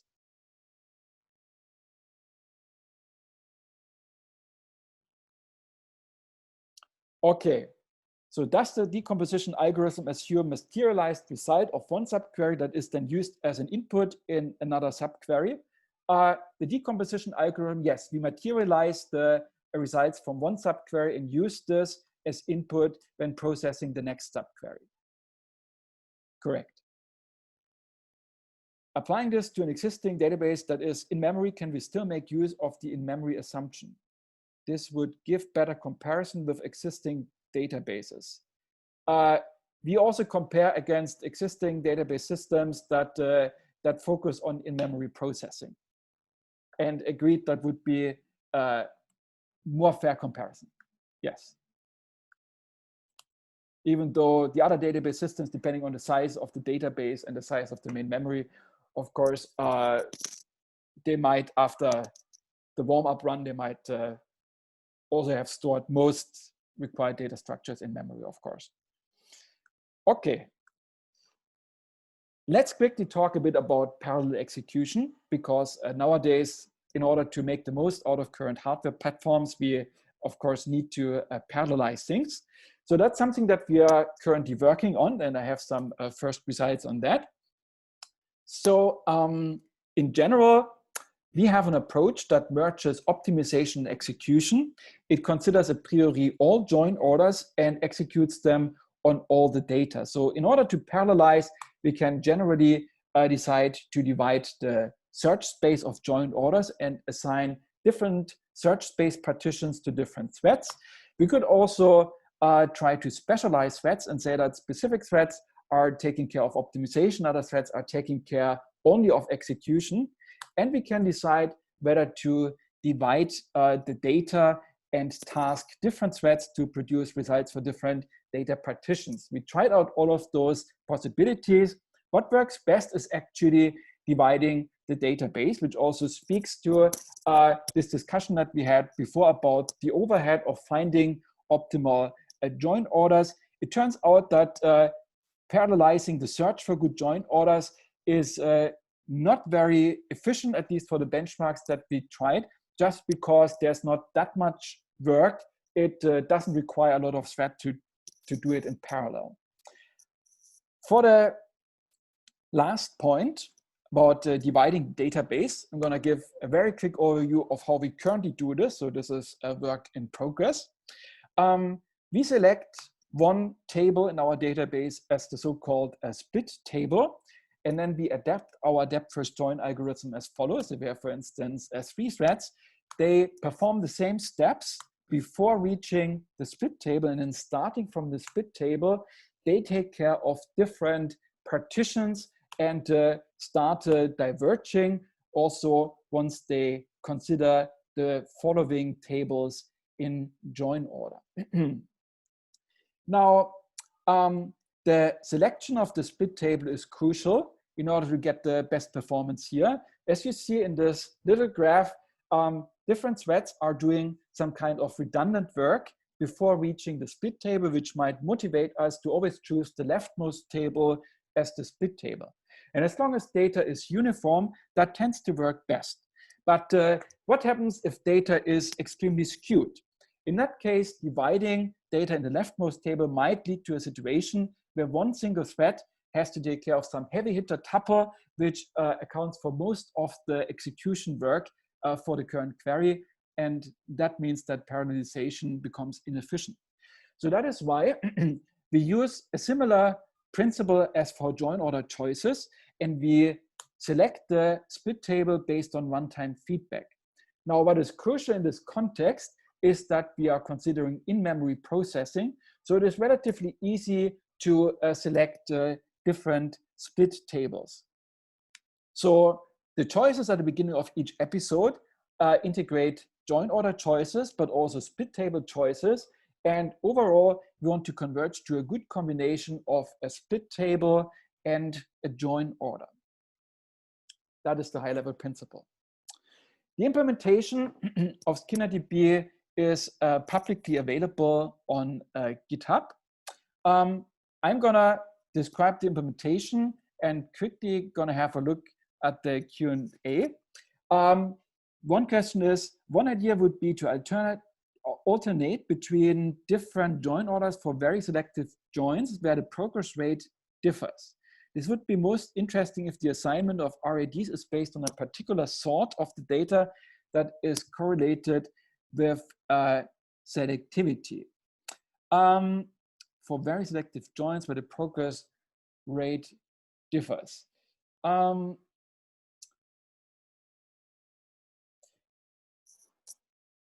Maybe I'm not 100% sure whether I correctly interpret the question. So maybe that's something that we can postpone.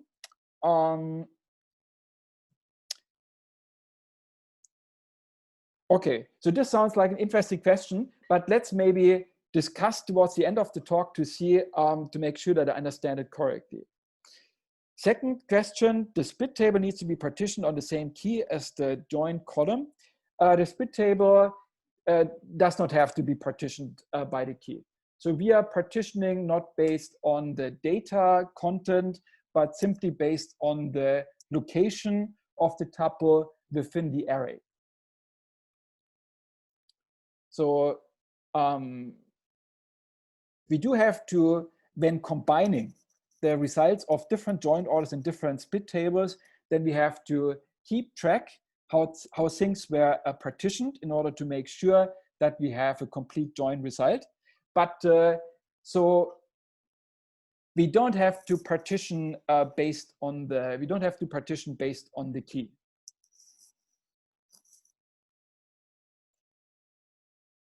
Mm-hmm. What method is used to select the initial split table?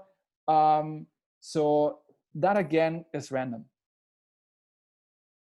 The space of possible split tables is significantly smaller than the space of join orders. So it increases the search space, but in comparison, not by much.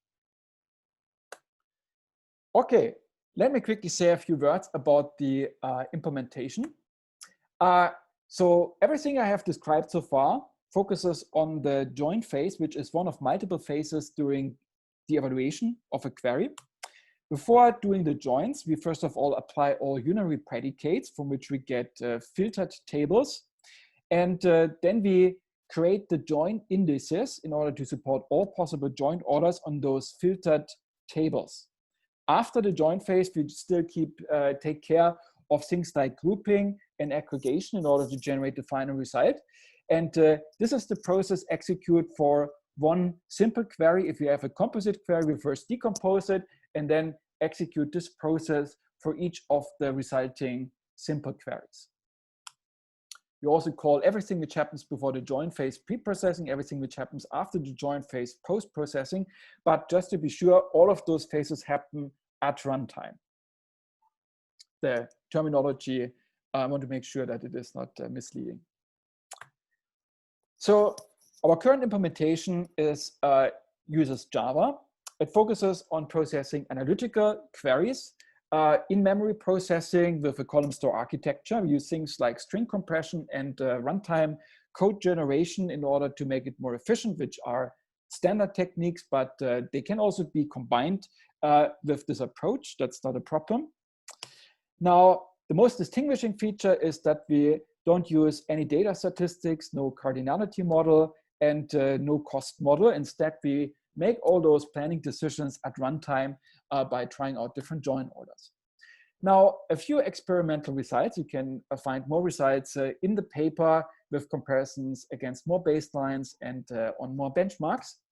Here, we have comparisons against the MongoDB, state-of-the-art, pretty much state-of-the-art analytical processing, and against Eddies, which is another adaptive processing strategy, but rather focused on processing streams of data, long-running streams instead of short standard queries.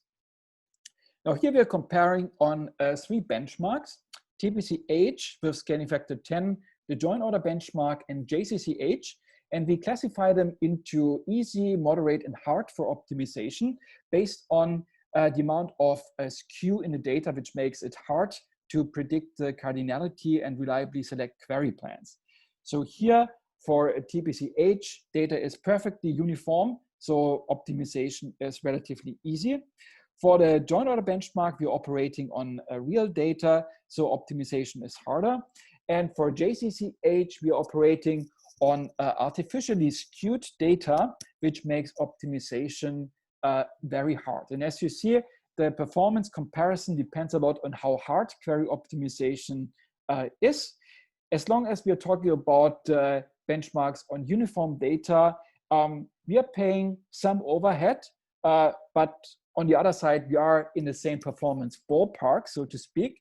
Once optimization becomes already moderately difficult, we are, say, on the same level as MongoDB, for instance, and once optimization becomes really hard, then we are beating MongoDB significantly. This effect can be explained by those results can be explained by 2 effects. On the left-hand side, you see the amount of overhead per tuple, intermediate result tuple processed, which is higher for SkinnerDB than for MongoDB due to things like learning and join order switching. On the right-hand side, you see the number of intermediate result tuples that were generated.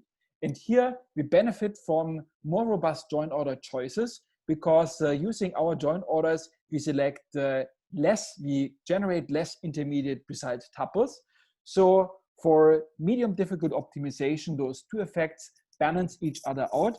We are paying more per tuple, but we are generating less tuple due to more reliable optimization. Now, one nice property of our approach is the robustness to query rewriting, because we essentially base all planning decisions on runtime feedback, which only depend on intrinsic query properties, but not on how the query is formulated. So if we were to replace, for instance, all unary predicates by UDF predicates, which are difficult to analyze, that would have an impact for MongoDB. But for us, since we are not trying to predict the selectivity of predicates before execution starts, it would actually not make a difference. Also, if we reformulate our queries without using user-defined functions, maybe just reformulating equality predicates as like or in predicates, then that can already have a significant performance impact for traditional query optimization.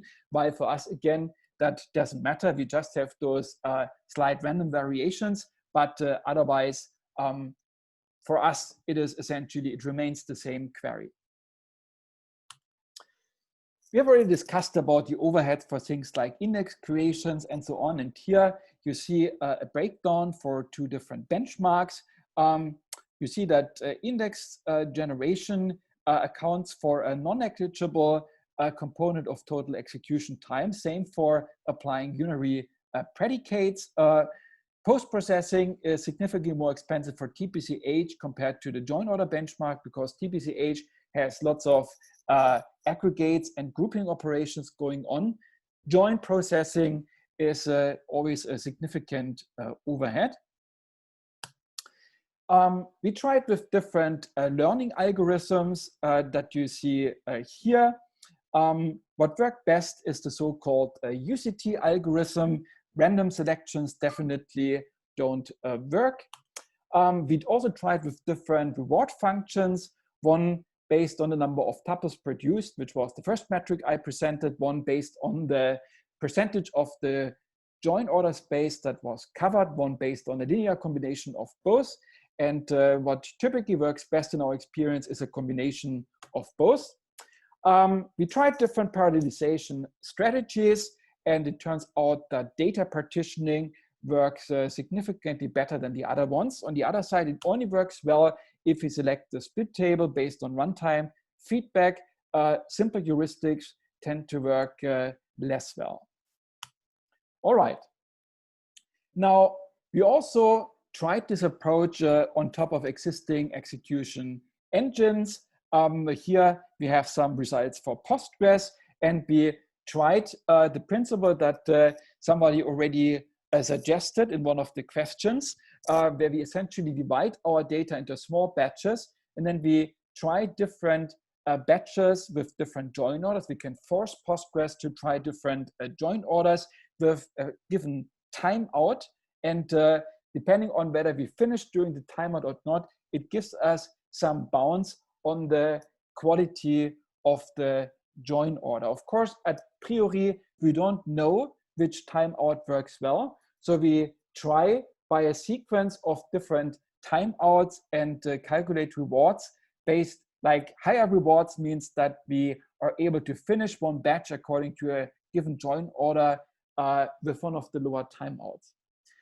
Now, here, the execution time of this approach of using intra-query learning on top of Postgres is higher compared to a well-tuned instance of Postgres, which in case of this benchmark here means, for instance, that we should deactivate nested loop joins because Postgres often assumes that they are a good idea, but in reality, they don't lead to good performance. Another point is that if we don't use any tuning for Postgres, then this intra-query learning strategy can actually work better than out-of-the-box Postgres for this benchmark. On the other side, what always works best is to use a specialized execution engine, which is by several orders of magnitude faster than any approach based on the execution engine. So that is the current state. We are also currently thinking about other ways of leveraging existing execution engines, so that might not be the final word on it, but this is the current state. Now, let's make a little demo here. Just a quick demo.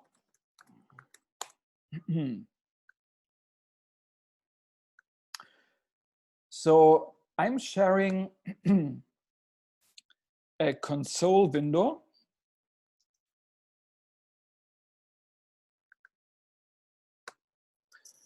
Okay. Is the console window visible? Yes. Okay, awesome. So I'm starting Postgres, and now I'm using one of the queries of the join order benchmark, for which I have also presented results. Let's maybe regenerate statistics, just to be sure. So this creates data statistics that are used by the Query Optimizer.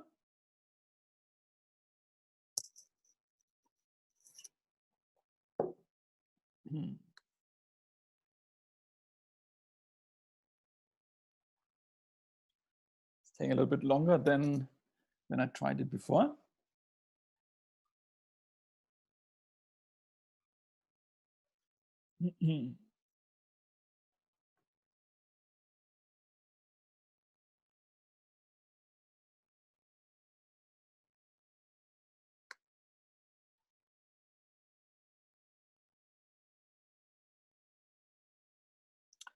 Okay, I have already rendered before, so at this point I maybe just omit it, but so we should generate statistics. And now I'm trying to execute this query over here. And as you see, at this point, not much happens. When analyzing what's going on inside, we find that the Query Optimizer has some erroneous estimates for the sizes of intermediate results. And that is why it selects the wrong join order. And because of that, this query, which should be relatively easy to execute, doesn't finish anymore. So if we let it run through, it takes something like several minutes for execution. Let's not wait for that, but you see it doesn't finish quickly. Now, we implemented one version of SkinnerDB on top of Postgres. So I'm quickly starting that one. Okay. And now we are trying the same query. So this is a tool at this point that might help to figure out better join orders. It's not really suitable at this point for being used at runtime. But what we can do is that we enter the same query here.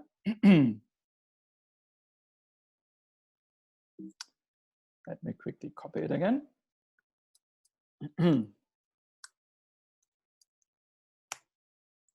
All right.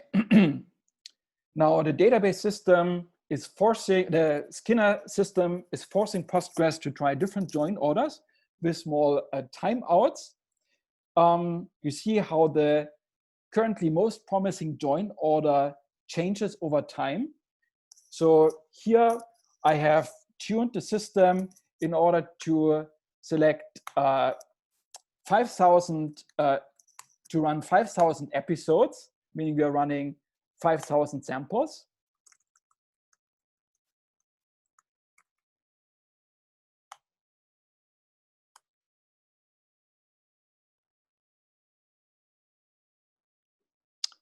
Okay.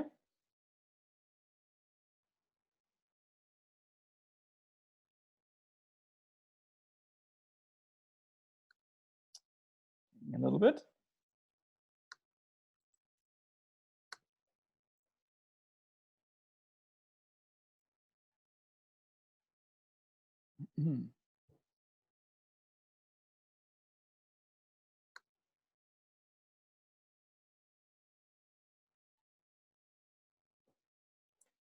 Okay. Now it has converged to a join order. I could set the number of episodes higher if I want to be more sure about the join order, but here I wanted to keep things reasonable in time. So we have run 5,000 episodes. And as you see here, it proposes a rewritten query, which has a different join order than the original query. So what we can do now is that we take this proposal and enter it in the original Postgres system. So let's again start raw Postgres. And now let's first of all disable join ordering by the traditional optimizer. This is what the first line about the join collapse limit is doing.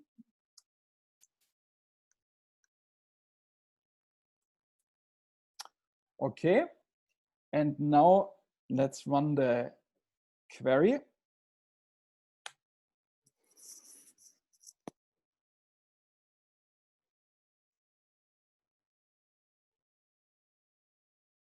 All right. And as you see here, now the query finishes.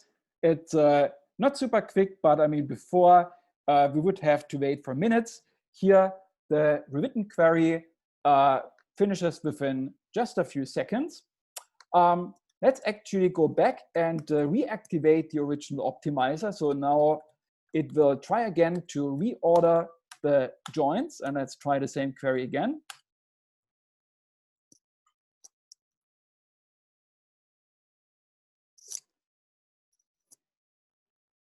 And as we see here, now a different plan is chosen. So it doesn't finish anymore. So disabling the original optimizer and inserting the rewritten query using the Okay, so here it has finished, but significantly slower than what we had before. And I think there was a question in the chat. Can you talk about using UCT intra-query learning for row store tables? So that is what we are currently doing. I mean, okay.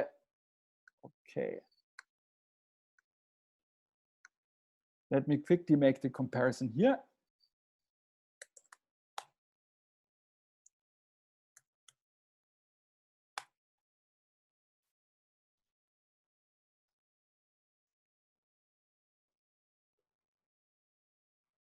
All right, so here, after running the query for a couple of times, I'm benefiting from caching, so things are faster, but still you see that by disabling the original optimizer and inserting the plan that we have generated with the approach I have shown before, we're actually getting to a better plan that optimizes, that executes faster.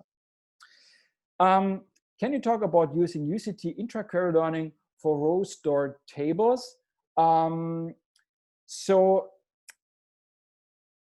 in principle, the fact that we are in a row store doesn't make too much of a difference.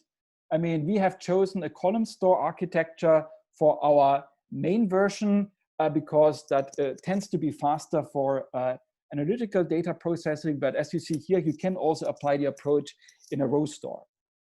Before answering the next question, let me quickly finish the demo by showing you the main version of SkinnerDB, which I have running in another terminal.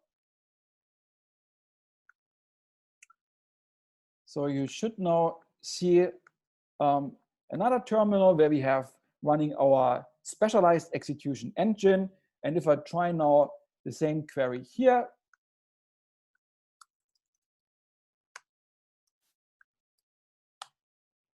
you see the result comes back nearly instantaneous. We can do it multiple times, doesn't vary too much. So we always find some reasonable join order for this one, and then we quickly process the query using the specialized execution engine is, of course, much faster than using one of the others. So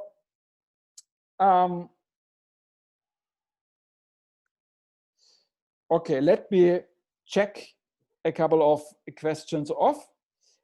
When comparing Skinner with manually tuned query, where does the benefit come from? Is the manually tuned query not picking the best join order? So by manual, so if we compare to manual tuning, then the SkinnerDB approach on top of Postgres doesn't work better. So if we compare Skinner on Postgres versus manual tuning with Postgres, then manual tuning works better. And I mean, if you would fix by hand the right join order, then intra-query learning would mean overheads. So this is generally about finding out the optimal join order. And if you think about, for the results that I've shown, we actually, when running Skinner on top of Postgres, then that is slower compared to manually tuned Postgres. So there's, compared to manual tuning, there's no benefit. Benefit is that you can avoid manual tuning. How is the number of episodes decided? Is a function of the number of tables in the query. So I mean, for our main version of SkinnerDB, we are just performing episodes until we have generated the query result. So there's no separate learning and execution phase, or planning and execution phase, but everything we do is at the same time learning and executing. So the number of episodes we just finish once we have the complete query result. For the version on top of Postgres, I just fixed it now to 5,000 episodes. We discussed before that it might make sense to basically to get an impression for which join orders work well based on a sample, and then use normal execution with that join order. So this is what we are currently doing here, and a number of episodes until we select the join order that is 5,000. But that is only for the version on top of Postgres. When trying this on self joins, no, I don't see issues. I mean, we also tried some benchmarks with self join. I mean, yeah, that works. You have just two instances of the same table. Okay, good. So let me go back to my slides.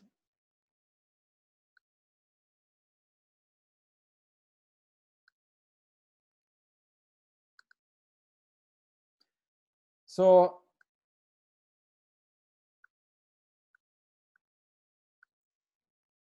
that concludes the demo. There's currently ongoing work on improving the parallelization, on improving the execution on top of existing engines. We are expanding the scope for the decisions that we learn to make. And also we have some ongoing work on porting the approach to select attribute orders in worst case optimal join algorithms. So that essentially concludes the part on SkinnerDB, and we had extremely interesting questions and more questions than I expected. So we took a little bit longer. Before I conclude here, I want to thank the whole SkinnerDB team, which consists of several amazing PhD students and undergrads. And as a conclusion, for SkinnerDB, we essentially combine adaptive processing with reinforcement learning, which creates some overheads for figuring out what join order is optimal and for being flexible by exploring and switching between different join orders.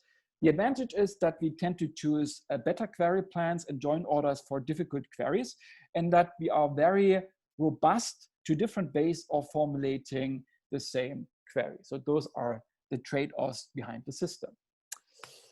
Now, before I discuss more about SkinnerDB, which I'm very happy to do, I will probably give a very quick overview of some other ongoing projects, and after that we can have another question session. So this is kind of a very quick overview of some other projects that we have been publishing about this year.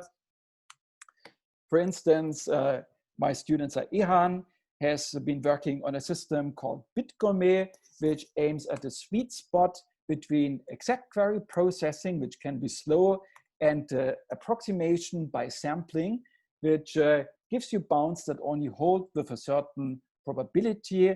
And so we are aiming for the sweet spot between those two extremes by trying to generate deterministic bounds on aggregates in a query that are guaranteed to contain the accurate aggregate value, but at the same time still being significantly faster than exact processing. And the way we do this is by reading and processing a subset of bit positions. So instead of sampling a subset of rows, we are selecting a subset of bit positions.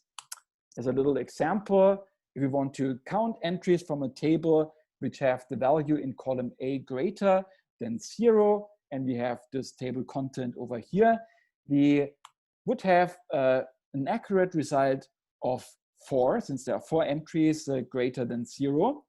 We can write those integer numbers in the binary system, and if we would leave out the last binary digit, the least significant bit, we could still reason about the range of possible values for each of those rows, which is, for instance, between 4 and 5 for the first one. And based on that, we could decide which rows are guaranteed to satisfy the predicate, which are the ones in green, and which ones might satisfy the predicate, which are the ones in yellow. And that would give me deterministic bounds between 2 and 6, which contain the accurate result of 4.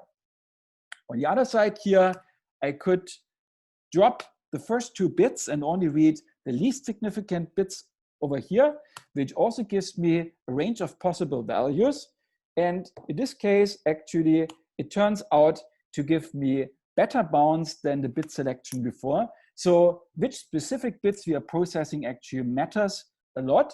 And that is why one of the technical contributions here is an optimizer that selects the most interesting bits to process in order to get a good trade-off between performance and the tightness of the deterministic bounds that we are generating. This is a little demo for what it looks like to use the system. Here we're choosing error bound and we are executing query quickly. Those black bars indicate the deterministic bounds. If we would set the error to 0 and execute the same query, it would take significantly longer, definitely above the threshold for interactive analysis. Depending on the benchmark, we get speed ups between factor 7 up to factor 29. So we are able to achieve a good trade-off between formal guarantees on the result and execution speed. So this is a sweet spot between exact processing and sampling-based approximation. We're also working on natural language interfaces in multiple scenarios. Here we are looking at voice interfaces where people want to access a database by voice commands and get voice results back, which is less targeted at expert data analysts, of course, but rather at lay users who might not have knowledge of formal languages and would be okay with getting some high-level information about a data set. So in our latest paper, which is a demo coming up on VLDB this year, we're focusing on the problem of how to concisely summarize query results via voice output. We assume that we want to summarize a query result by a speech. After listening a speech, users will translate the speech into some mental model of what the data would look like. Our goal is to kind of give the best possible approximation of the data by speech description that stays within certain time constraints. So we cannot talk for too long, so to speak. Now we have validated our model by various user studies in order to make sure that our quality model reflects what users are looking for in a speech description. Here you see an example for a bad speech and for a good speech, which is taken from a project that we are doing with the Office of Disability in New York.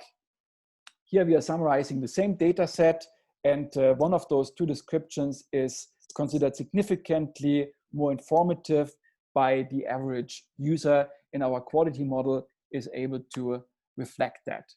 Generating those speech descriptions can be quite expensive. So what we are doing is we are compressing the original data into a synopsis specifically for voice output, and then at runtime, once we get a query, we use that condensed synopsis in order to answer the voice query efficiently.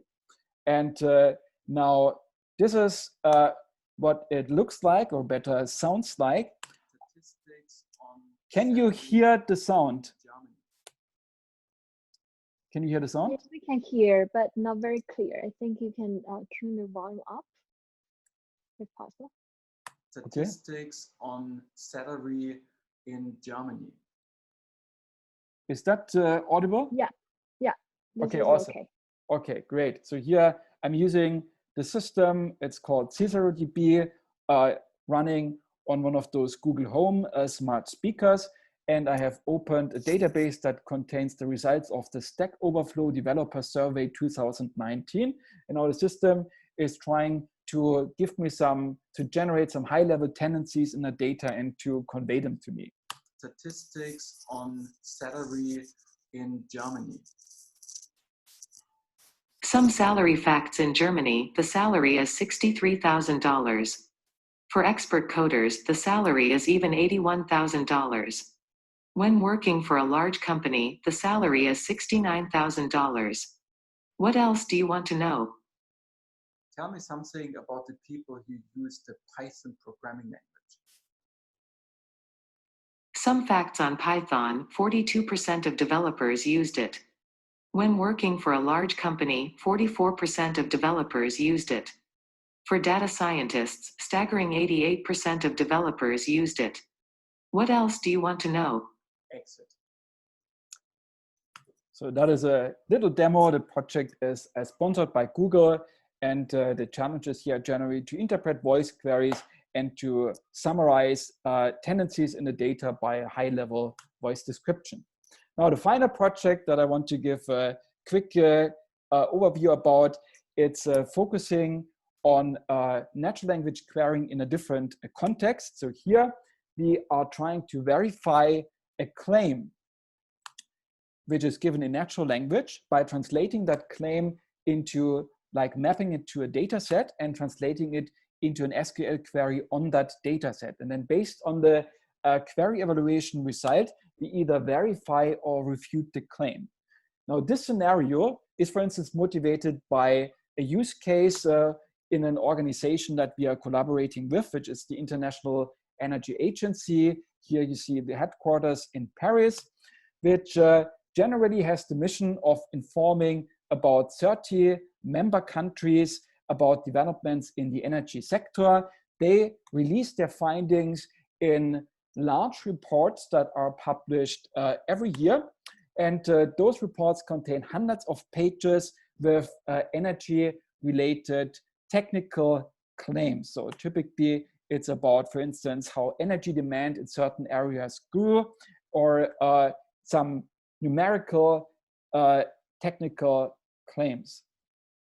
It is extremely important for them that all those claims are accurate. So they currently use a team of fact checkers which are checking each claim. It's independently checked by at least 3 persons.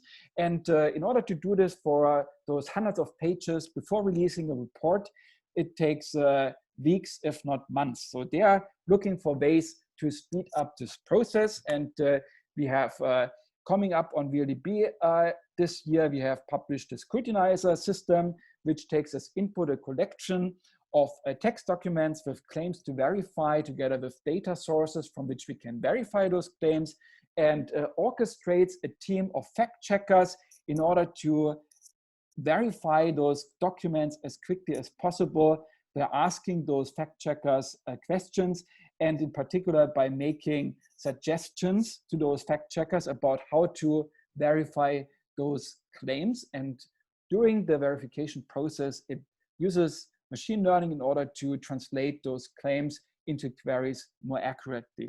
We have tried that already in a user study with the professional fact checkers at IEA, and we found that this provides a more than 2 times speed up compared to their traditional process. So that seems quite promising, especially given that they were not used to using our tool, but they are very used to their traditional process. We also deployed a version of the system in order to allow people to verify claims about the coronavirus, and using sources like CDC or WHO, because there are currently a lot of erroneous claims floating around. The system essentially verifies the input claim by translating it into a query, and when clicking on it, users can even get information about what that query looked like. So that system has recently something north of 12,000 users, and I was just informed that Google is actually funding us for extending that system further. So those are a couple of other projects going on this year. Focus was on SkinnerDB, and we already had a couple of amazing questions, and I'm also very happy to take more questions. Thanks for bearing with me. It was a long talk, and thanks for the attention. Great, thanks, our speaker. So, Emmanuel, I see there's one question on the Q&A session. Would you like to take that? Sure. Think what it would mean if the distribution of progress per episode is bimodal for a given join order. That is most likely if the leftmost table in join ordering have row orderings that are somewhat correlated with progress.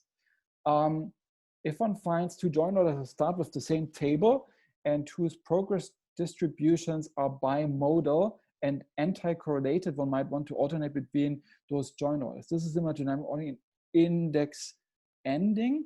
It certainly assumes that RIDs are not assigned randomly. So, okay.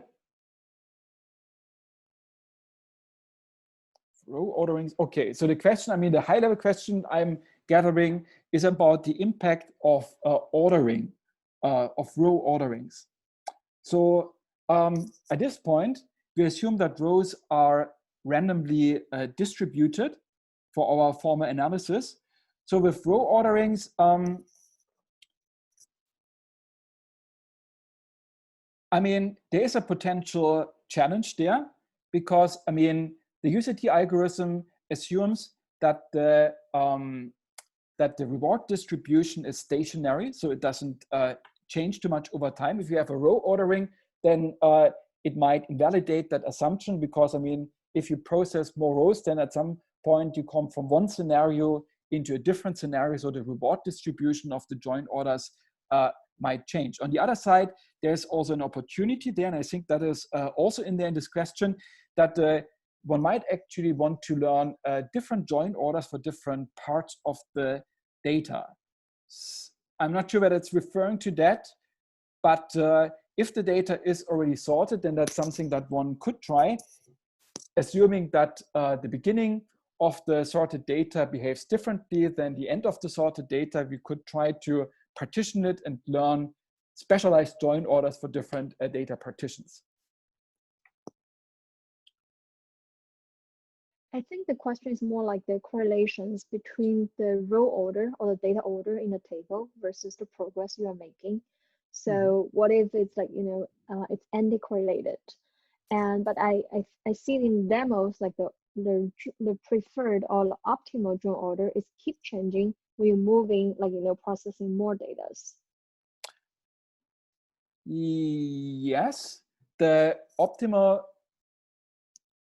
So is the question about general variance, like due to inhomogeneous data, the progress that I'm making per time unit can vary over time? Is that a question, or?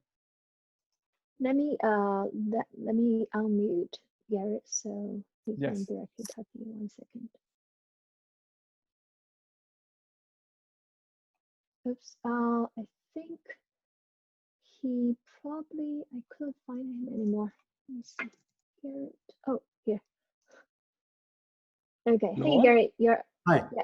Can you hear me now? Yes. Yeah. Hi. Yeah. You got it right. That's exactly what I was looking at. That if you assume that there's ordering, you know, can you take advantage of it, or can you deal with it, possibly by doing, you know, sampling inside the row ID space to try and figure out where particular join orderings might make sense. And I was comparing it with work that's been done on index anding, where you have multiple, you know, sort of row ID lists, and you're trying to and them together, and the ordering of the anding that you want to skip, you know, how you want to skip through the data.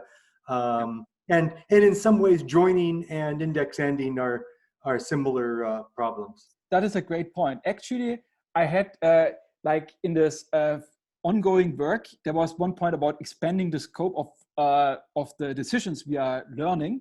And exactly like one of the things that we are currently looking at is like making more principled decisions about which indexes to use, even if no joins are present.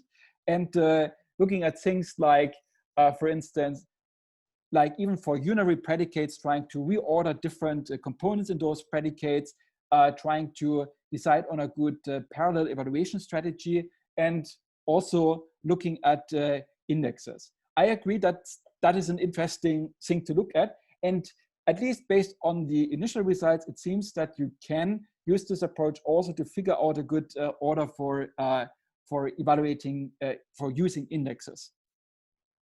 Yeah, so, but right now the depth first order evaluation sort of makes sure that you actually have an ordering you might think also about thinking of the permutation of rows that you could, that if you use a different permutation of rows, so you can still count your progress, but then get see more of the space, so that you could then sort of find a bimodal distribution, and discover it, and then you'd sort of know to try and kick something like this into operation. Yes, that is a great point. Yeah, like specializing, okay, like selectively, like trying to not stick to the current row ordering, from what I understand, and try to find specific data subsets where specialized join order works better. Is that exactly? Yeah, okay, and one way of doing that would be to partition even if it is, because of course you don't want to work worse if things happen to be random. So you sort of start off using your current technique, but with the it's, assuming that of course that the locality makes a difference, but sort of jumping around in the row ID space by doing some sort of logical permutation, not actually permuting it, but doing a permutation of the higher order bits of the row ID, and using that then to get a better exploration of the space, so that you could discover if there is a row ID dependent correlation. Yeah, that is a great point. Oftentimes there is. I mean, that's the thing about real data. You actually have to work hard to make it random. True. Yeah, true. I mean, you could shuffle it, but yeah, I mean, that might be some overheads. And I mean, I agree. That is a great point. One could also use that, I mean, in parallelization. I mean, if we allow different threads to independently select their join orders, then if they happen to be within a partition where a specialized join order works well, they could find it out. But like I agree that like trying to increase the chances that you have your data partitioned in a way that different join orders are best for different partitions, that would be a very interesting thing to think about. So I would be happy to discuss more about this after the talk if you're interested. Sure, that'd be great. Thanks. Awesome. You mentioned about UCD can have large overhead for simple queries. How much overhead you're talking about in terms of optimal runtime?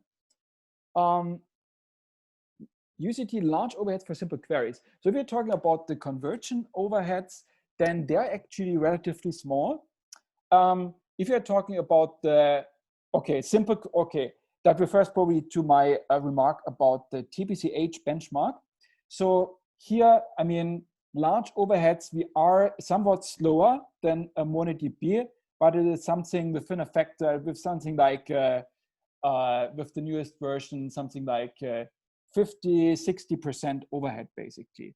So it is not negligible, but it is within the same ballpark. And the overheads that we have there is simply that we are paying something in order to make our join order selection more robust.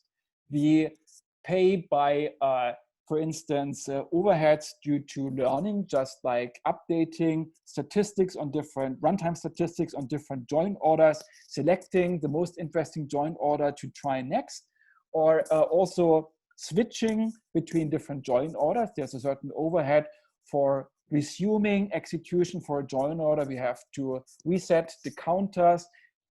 We want to check whether there's like progress that has been achieved by a different join order, which can be used to skip tuple combinations and so on. So if it is really easy to figure out the right join order by traditional query planning, then we are paying with some overheads that don't pay off in this context. I would still call it reasonable in terms of performance, but we are buying robustness for a variety of benchmarks, and we're paying with that by some overheads, and for those benchmarks that are easy to optimize, it doesn't pay off.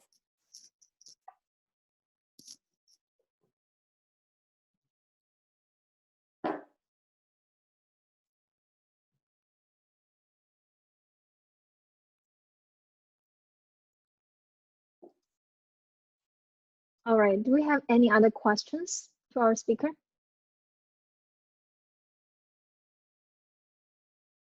If not, that thanks our speaker again. Awesome. Thanks a lot. All right. Thank you. Thanks a lot. Awesome. Emmanuel?